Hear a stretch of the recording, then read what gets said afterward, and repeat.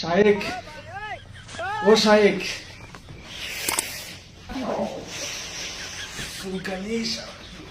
কি যে সমস্যা কি?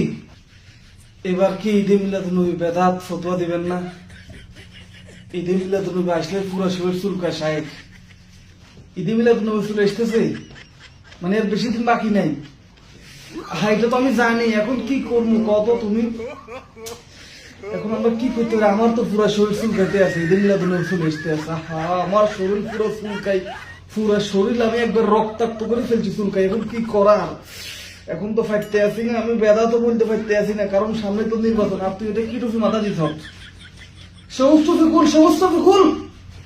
এটা সুন্দর মাথায় দেয় সবুজ টুপি। সাদা এরকম তালে টুপি পরবি, নইলে এই সিরা ফাড়া দেরি আছে, এটির মধ্যে সেলাই মেলাই করে হেঁটে পরবি। এই সবুজ টুপি পরিস না, টুপি। ওকে,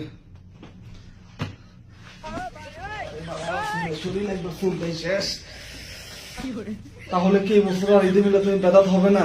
হ্যাঁ হ্যাঁ, না রে বাজি, এইবার আর মনে হয় বেদাত ফুটো দিতে পারতাম না, কারণ নির্বাচন তো সামনে, ফেব্রুয়ারিতে নির্বাচন একবারে কাছে। হ্যাঁ হ্যাঁ, না না না, এবার বেদাত ফুটো দেওয়া সম্ভব হইতো না, কারণ তারা এমনিতে সুন্দর আমগুর উপরে খেপে রয়েছে যে কি আমরা এরকম মসজিদ মাদ্রাসা সব দখল করে ফেলছি।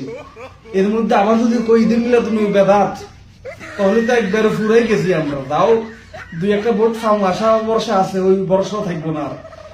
না এবার যাবো যাবো না, এবার আর বেদাত ফুটো দেওয়া যাইতো না।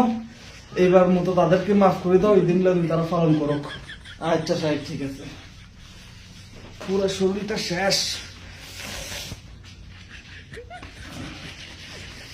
কি করা? ঈদে মিলাদ এখন তো বেদাত ফুটো না দিতে পারলে তো আমার তো বাঁচাটাই তো কঠিন হয়ে যাবে। পুরো শরীর চুলকাই শেষ।